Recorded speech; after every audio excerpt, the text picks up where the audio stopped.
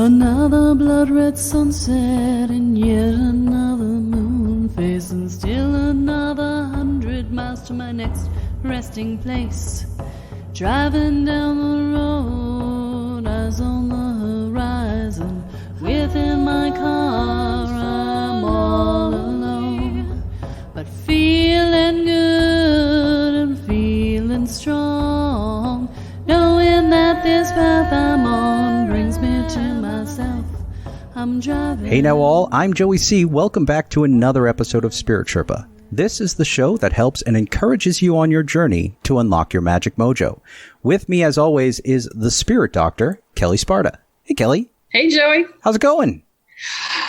The heat has broken. It's amazing.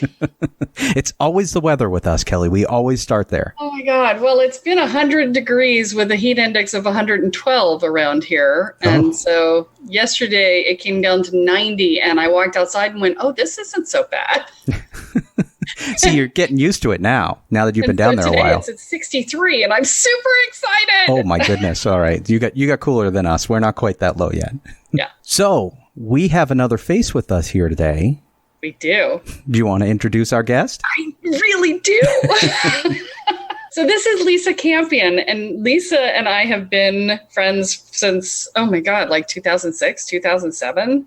And the funny thing is that we haven't talked in probably a decade, not because we fell out. We just sort of wandered off on our very busy lives and just never got back to it. And a listener of the podcast, who is a student of Lisa's, actually wrote to us and said, if you guys don't know each other, you really should, and you should trade episodes. And we looked at each other and went, yes, we actually do know each other. And oh my God, it's so great to see you. And you have a podcast? I didn't know. Neither did I. And there we go. And so here we are.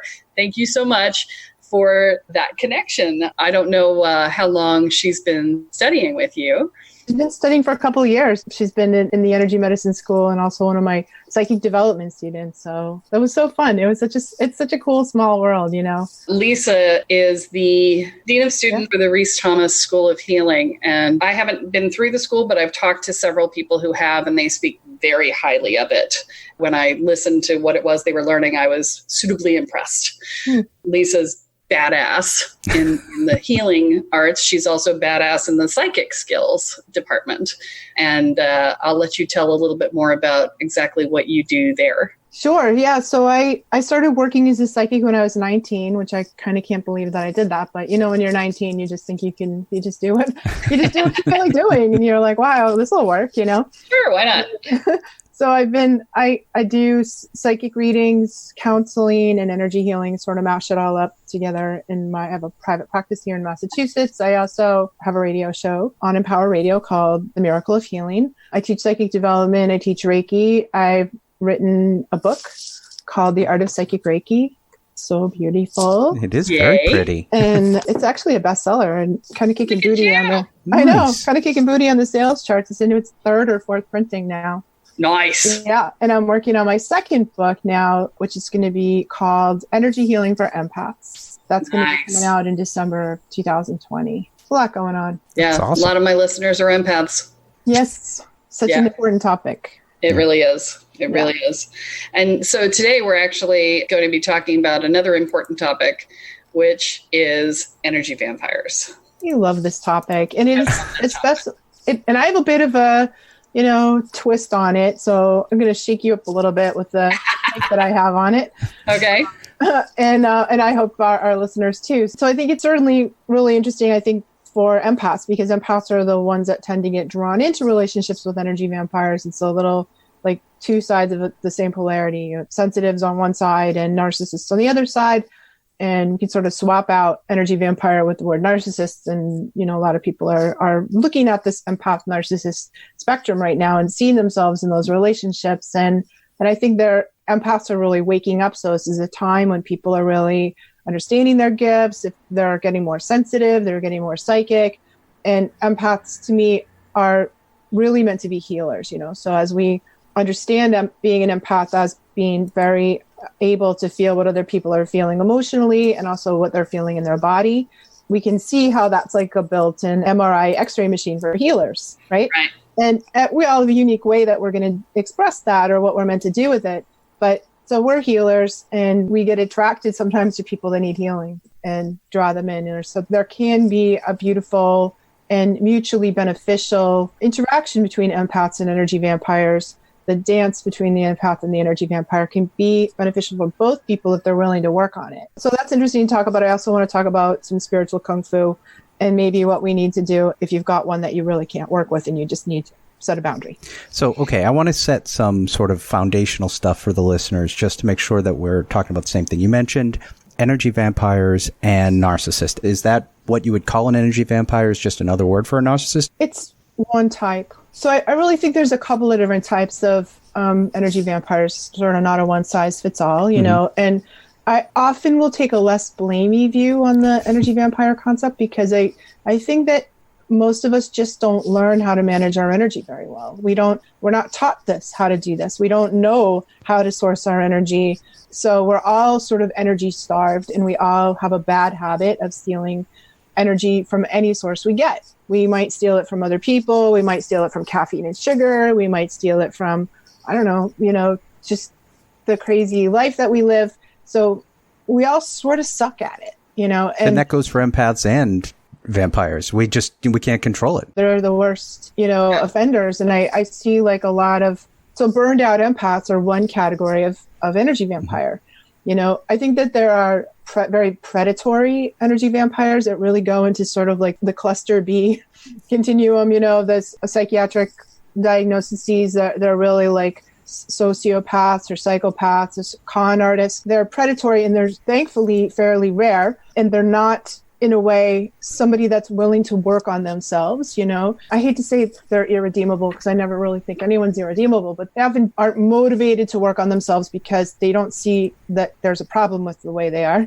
If there's a problem, it's clearly you, and you should run off and fix your stuff and just notice how perfect they are, and then everything will be fine again.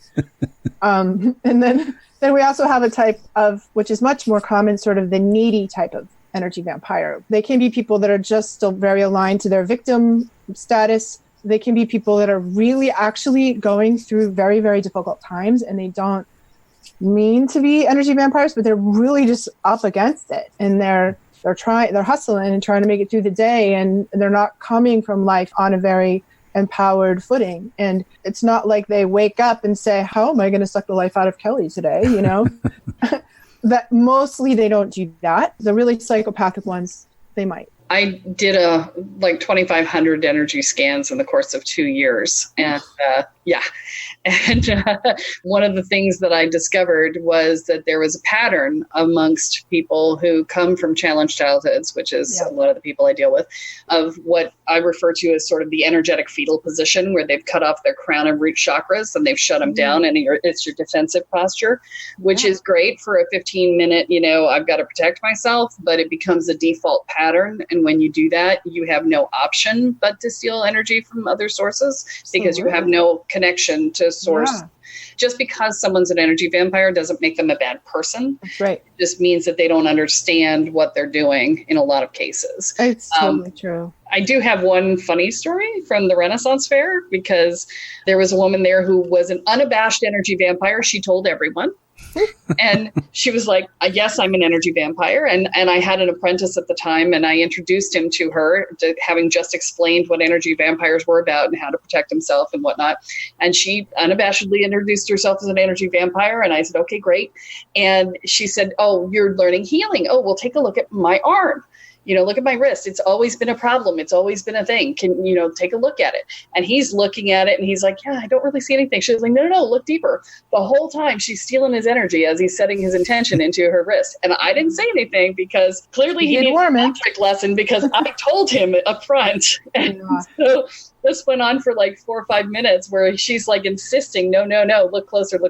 And then she just gets up and leaves. after he couldn't find it. She's like, oh, well, maybe somebody else will find it. And she wanders off. And he looks at me, and like 2 minutes later, he's like, oh my God, I'm so tired. I have to go home. I don't understand. I was fine a minute ago. I'm like, well, you just handed all your energy to the energy vampire. I don't know why you would think that you would have any left. He's like, what? Yeah, wow, that's amazing. I know there are some people that really identify that way. So it's so funny because I was on Coast to Coast actually on this topic. Did a radio show with George Norrie. Who knew? I know that was definitely the highlight of my radio career. But it's a call-in show, and so people were calling in and telling me that they really self-identify as an energy vampire, and there's this whole sort of vampiric community, even down to blood drinkers. People who really like consciously choose that as a lifestyle, and they were sort of grateful to me because I wasn't throwing them under the bus like you're automatically horrible if you're doing this, because it's such an interesting topic trying to figure out where they're coming from, why are they doing it. And I mean, I do think we cause a lot of harm to each other when we're unconscious about this, and that needs to be talked about, and that hopefully one of the things that I'm doing in this new book is teaching empaths how to source energy from legitimate places, so that we can all break the habit of stealing energy unconsciously. Let's just not be unconscious if we can about this. Mm-hmm. And there are some energy vampires out there that will steal your energy as a power play and as a way to dominate you. And it's like, oh, here, I'm just going to suck this energy from you. So you're going to be too tired and too exhausted and not understand why you don't have the power you had a minute ago. Right. The predatory types really are dangerous, and they can be very debilitating to people, and they really will take your money, your time, your resources, your attention, your life force energy, the food in your fridge, the gas in your car. There's no end to the ways that they can do it, and they are very calculating. So I think that they're quite psychic actually, and they kind of will zero in on somebody they think of as a good supply, a battery, and they're good at sort of love bombing or hooking you. They know just where to hook you, and then they take what they can take. And when you are empty or dead, or when you've had enough and you end the relationship there, they sort of, without remorse, move on to the next person. And this is what I was talking about sort of the cluster B personality disorders, and thankfully they're rare. There's just not that many, and I'm sure your listeners, everyone's got a story about a hit and run with one of these types, but I don't think it's much more common that we're running into somebody that's unconsciously, doing it. Yeah, I think they say that psychopaths are 1% of the population. Yeah. Give people a percent of that's right. perspective. Yeah, I think that's about right. Well, when we talk about energy vampires and you talk about empaths and things like that, are the people who are empathic or highly sensitive, are they more prone to draw the energy vampires to them because they have a harder time sort of containing their energy spheres? Is that something is that like bait? Yes, I think it is. And I think they're targeted. So there's sort of this natural polarity that happens between them anyway, empaths and energy vampires. And there's a lot of ways to look at that. We can just see there's resonance because they're on very opposite ends of the spectrum of this polarities continuum. I think that sometimes those people are drawn to empaths because they're wounded. They're sort of wounded or not feeling so great. And empaths are healers. Mm-hmm. And there can be I see this all the time where there's growth possible for both people. So empaths, when they're connected with somebody like that, are called on to become more narcissistic. Psychologists call it healthy narcissism. It's what's in the middle of this continuum. And we just call it having good self-esteem and being able to set a good, clear boundary. So empaths sometimes need stimulation. It's like the friction of going a few rounds in a ring with somebody like that will help them set more healthy boundaries. And that the narcissist or the energy vampire needs to take a step towards the empath and learn some empathy, to get some healing, to learn as they become more like each other, there's potential for both people to heal. And I think it happens quite frequently, and it's a beautiful thing when that happens. I know a lot of our listeners are into sort of the spirit world and things like that. And so can spirits be energy vampires too? Yes, a lot. They can be. So definitely stuck dead people. So ghosts can do that. In fact, I think that's why we feel cold when they're around, because they'll come around and they'll take our life force energy in order to manifest something, so they need a little power boost, and they like human energy. They like electrical energy. which is why they flicker lights and things, and why it's always a dark and stormy night. When the light, when the lightning flashes, they can manifest. That's true. So we can have stuck dead people around us that are really draining us. And we can also have non-human entity type spirits that are parasitic in nature. And they run the gamut from, like ticks or fleas, like not very powerful, not very intelligent, just annoying, to downright diabolical, in anything in between. And how would one protect oneself from that? I think addicts need to be particularly careful. I've never met an addict that didn't have many entities on them, sort of layers and layers. So especially using heavy drugs or heavy alcohol, they're very prone to collecting these. And I think having a good boundary, so working on your energy field, I think it's sort of like raising your vibration, healing your trauma. You talked about people who have trauma. So when we have lots of trauma, which is their unprocessed emotion, and trauma, which is their food, and we have a weak boundary of a rip or hole or tear in your energy field, I would say you have to have a demon-sized hole in your energy field to have a demon, and in there, and you do. So working on the healing inner work that we have to do, and working on boundaries, because it's all about boundaries. And once you know how to set a boundary, it doesn't matter if it's a person or a dead person or an entity. Once you have a good boundary and a high frequency, you're not attractive. They just look for easier targets. Okay. So do energy vampires know that they're actually energy vampires? I know you said some of them do, some of them don't. Could we be energy vampires and not even realize it? Very likely. Really? Yes, very likely.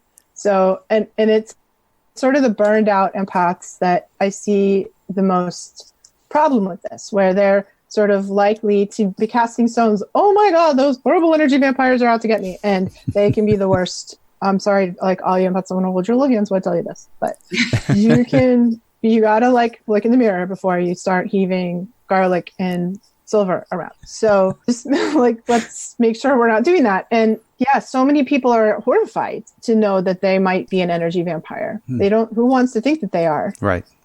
Except the super predatory types, and they're sort of proud of it, really. But the rest of us, we don't know. So a good indicator would be if you're feeling worn out all the time, if you're feeling exhausted all the time, if you're feeling overdone, overwhelmed, you're probably burned out. Yeah. And that puts you in a position to be an energy vampire. It does. So there's a kind of energy vampire that in my book, I talk about situational energy vampires. Okay. They're average people that are really, not having a great time.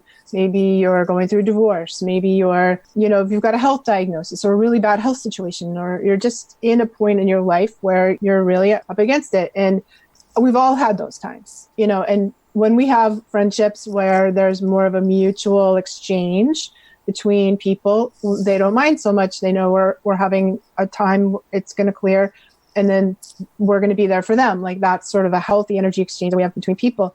That happens a lot. And that sometimes there are other people that have sort of more of a habitual, the really victim-y vampires have more of a habit of constantly being in that state. They often don't know that they are victim vampires. We use often guilt as a manipulative tool. Do you know what I've done for you? Don't you understand? I almost died giving birth to you. Whatever the story is about how we need to be a supply for them. And many of my listeners have that experience with parents who were needy and demanding of their energy. Yeah. Or we can have, as parents, we can have children that are like that. And, or we have a spouse that's like that, or I don't know, a boss. They can be in any aspect of our life. These are not just romantic relationships. Right. They're any kind of relationship that we have. And one of the tools that I recommend that you do is something called the resentment inventory. So at some point after the show, get out your journal or some paper and write down everything in your life that you feel resentful about in any category, at work, at home, whatever, wherever it is, because resentment is a red flag that we need to set a boundary. We're giving more than we're receiving in that circumstance or in that relationship. And really our boundary is totally on us. Nobody gives whatever about your boundary except for you. In fact, everyone else has a stake in you not having a great one. It's better off for everybody if your boundary is terrible. And when you start setting a boundary, they don't always like it. We train people how to treat us, and we can retrain them with it's difficult, but we can. And if you are habitually overgiving, you're going to feel resentful. Yeah. So that's a good red flag for you to be like, I need to step back and reset my boundary here. No one's ever going to do it for you. In fact, it's quite empowering to know that you're the boss of your boundary. You're in charge of when you need to say yes and no to things. Other people will like it or they won't like it, but ultimately you've got to take charge of this part of your life. And when you do, we stop being energy vampires and we stop being prey to them as well. So there are relationships that we have in our lives where there's an exchange of energy that comes just naturally. And that sounds like it's an element of energy vampire, but like you said, it's sort of that situational thing where I'm in a bad place, my friends are supporting me, and I'm taking energy from them, but then that's going to change. They're going to get energy from me. It's sort of a mutual type exchange. But are there other ways for us to sort of derive energy in healthy ways that we're not sapping the people around us that we love and care about? Oh, absolutely. This is something that Kelly knows a lot about. So things like pulling energy in from the heavens, from cosmic energy, pulling energy up from the earth. So doing guided meditations, when she talked about the crown and root chakra being blocked in people, that's what's prevented from happening. So we have a constant supply of life force energy available from the planet and from the heavens. We can do things like Reiki. We do things like spiritual practice, meditation, and yoga, where we're able to connect to this. Mm-hmm. And then we have other things like sunlight, so good, running water, the elements, working with the elements can be very filling. Things like magic, and whatever spiritual practice or spiritual life that you have is a great place. I'm a huge fan of play. Play is very underrated and very restorative to the soul. So when I'm not doing psychic stuff, I'm doing ballroom dancing, tango, baby. Yeah. It's all about that, honey. Like play, creativity, all kinds of connecting with nature. Being in a community of people is also beneficial. There's a lot of things. I'm sure that's just a very thin skimming of all the things you can do. But I think we all need some kind of spiritual practice, some kind of community or tribe, some kind of creative endeavor, and some fun and some sunlight. Always need the sunlight. I couldn't have said it better. Yeah. In fact, we'll add into the show notes, I have a tree meditation that is a great way for you to open your crown and root chakras. And usually I only give that out to the people in my program, but I will put it up on the podcast for you guys listening to this episode. It'll be there in the show notes so that you can, if you think you're an energy vampire, that'll help open up that crown and root chakra. Fantastic. That's a great idea. Awesome. Yeah. And I have it's a 4-hour video class for managing your energy for empaths that I would also like to give to your listeners. It's fantastic. A good one. It's awesome. That's awesome. They'll love that because many of them have done my Boundaries for Empaths program. And so I'm sure that's going to expand and blow it out of the water and make it even more. Okay. So that'll be great. Kelly, did you have any other questions that you wanted to ask? I do, actually. I want to talk about sex. Yay! So many people don't talk about sex. Let's talk about sex. I'm writing chapter 5 in my new book, which is all about love and sex. And it's so on my mind right now. Perfect. So yeah, I want to talk about sex because sex is one of the ways in which we exchange energy on a regular basis. And I assume, based on your writings and what we've been talking about, that it can be problematic if you're having sex with an energy vampire. Yes. So sex, thank you so much for talking about this. It's so important. And I think that sex is the primary way that we lose energy and steal energy from each other. It's the easiest way. It's the most powerful way. We're so swapping everything in sex. So we're exchanging body fluids. We're exchanging energy fields. We're all up in each other's chakras. We might be actually inside of each other's bodies in particular ways.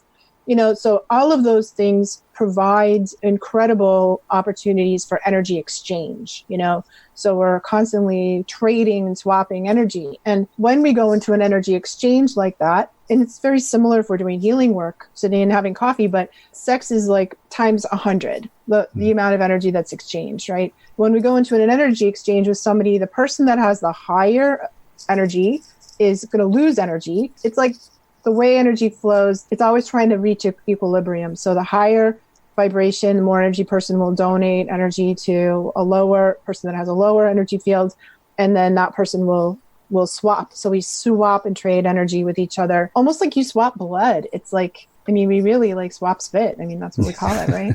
Yeah. So we have to be super mindful about who we engage with and how is that going to be for us, and can we talk about it, and be, especially the more sensitive you are. So if you're a very, very sensitive person, a very empathy person, you need to be very picky about who you're swapping energy with in this way. Make sure that you're swapping energy with somebody that is reverential and respectful and at least friendly, and if we can do some ritual around it, that's super good. If we can have parameters about it, if we can talk about it, if we can handle it with consciousness and respect and love, it comes in all flavors. Even casual sex, which is difficult for empaths, can be okay if it's handled with consciousness and skill. Yeah. Taisha Abelar, have you read the book, The Sorcerer's Crossing? No. She was one of the contemporaries of Carlos Castaneda. Oh. Learned from Don Juan as well. And so she talks about, as women in particular, we have to be careful about our sexual connections, because from her perspective, every male partner who enters your body becomes and I suppose this would also be true for men in gay relationships, leaves behind a hook side of you that pulls energy from you. They do.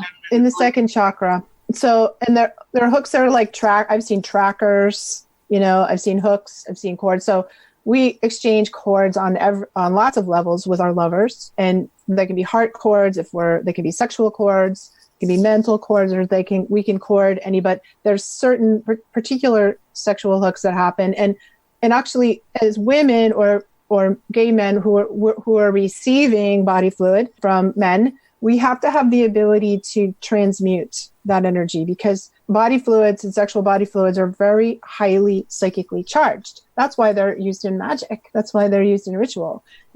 Why blood and semen they're so powerful. They have such energetic charge to them. So when we're receiving that, we have to be, ideally, we would be able to transmute the energy. We bring in the goddess, or we bring in this divine energy, and we allow that higher light to transmute the energy that we're receiving. Now I don't know if they're true, because I've seen different scientific disclaimers about this, but now they're saying that we even absorb DNA from all of our partners, and that DNA can change us, so that can change our evolutionary or our epigenetics, the expression of our genes, depending on who we are exchanging this energy with. So I've read that as well. Yeah. So I think there's a lot going on here that we have to do. I don't know if that answered your question, Kelly, but yeah.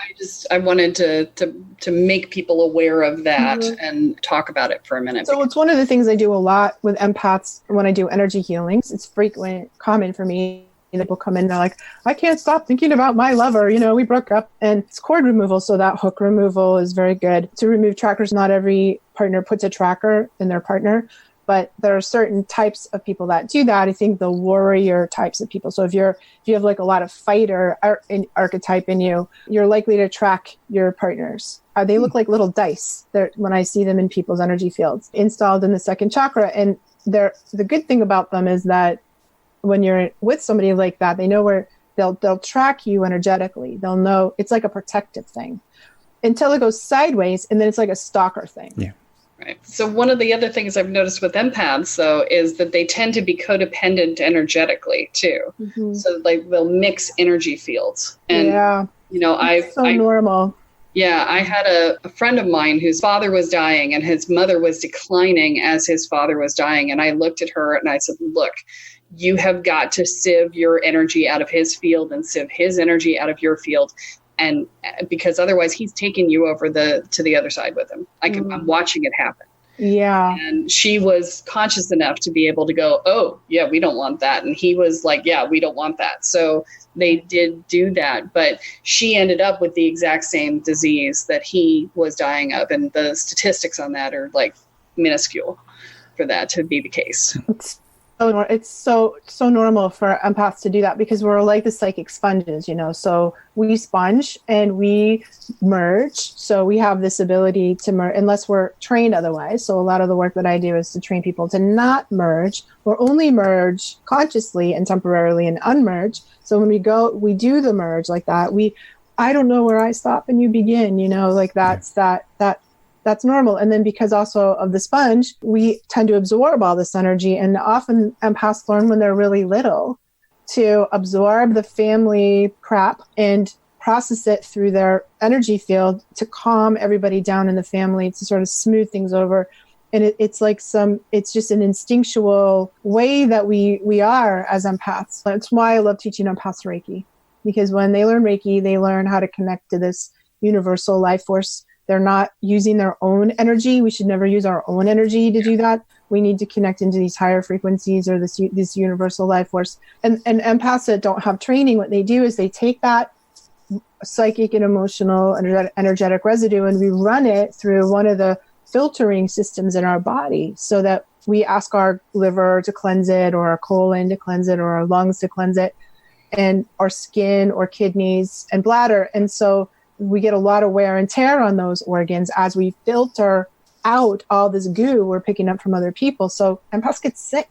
Yeah. We get sick a lot until we learn otherwise. Yeah. Lisa, this has been really informative.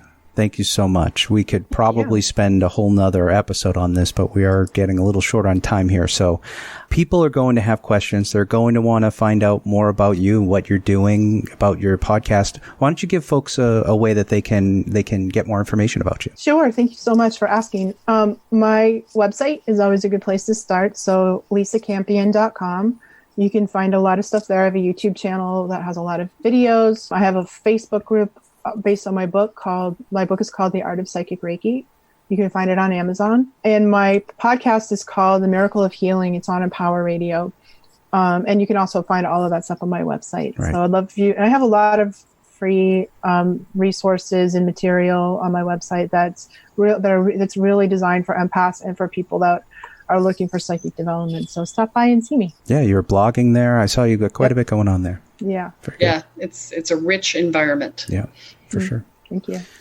Awesome. And folks, if you've got any questions for Kelly or any thoughts or things you'd like to hear on a show, this has obviously been an excellent episode. If there's other things you want to learn about, send Kelly an email. You can send her an email at Kelly, K-E-L-L-E, at kellysparta.com, and you can let her know what you're thinking about the show. And speaking of letting her know what you're thinking about the show, we want you to subscribe and rate Spirit Sherpa. Let Kelly know what you think. Share it out there as well. You talk about Facebook and groups like that. There's a ton of people who are finding their tribe. This is a great way to share what people are listening to. And clearly you guys reconnected via, shared connections that we're finding pulling you guys back together, which is pretty awesome. Yeah. Actually, our next two episodes are a result of people getting in touch with us from the listener base. Yeah. The next episode is actually a question that I got from somebody that I was like, I can't answer that in an email. I'm going to have to make that an entire episode on Spirit Sherpa, so tune in. And the one after that, we're going to actually be answering a lot of the questions that we've been getting, because we have had such great people on the podcast that we haven't had time to answer questions, because we wanted to get as much as we possibly could out of people. And this has been another example of that today, where we could literally talk for another hour if we wanted to. And so we're going to do a Q&A episode coming up as well. A bonus for those of you who are on the Patreon site at the hugs level or higher is Lisa and I are going to stick around and have a reminiscence about one of the it was the single most magical experience of a spontaneously created ritual that I have ever had in my entire life. And Lisa was actually the linchpin, the catalyst that started the whole thing. And so we're going to tell that story, and that'll be up as our bonus content on Patreon. So if you're interested in that story, sign up and subscribe. Awesome. And the mailing list, Kelly's mailing list. If you want to get some of the up-to-date information that Kelly has going on, make sure you go to kellysparta.com, where you can get all kinds of information on what Kelly's doing, but also you can subscribe to the mailing list, sign up for energy scans. All of that stuff happens at kellysparta.com. Do either of you have anything you want to say to the folks listening before we wrap up? I want to say thank you. Thank you both so much for having me on your podcast. It's been fantastic, and thank you for giving me the opportunity to talk about this, and it's been so fun. Yeah, and I'm super excited to see you again. Yay! Me too. All right, folks, that's all that we have for this week, but be sure to join us next time as Kelly adds another chapter into your guide to energy, magic, and the spirit world.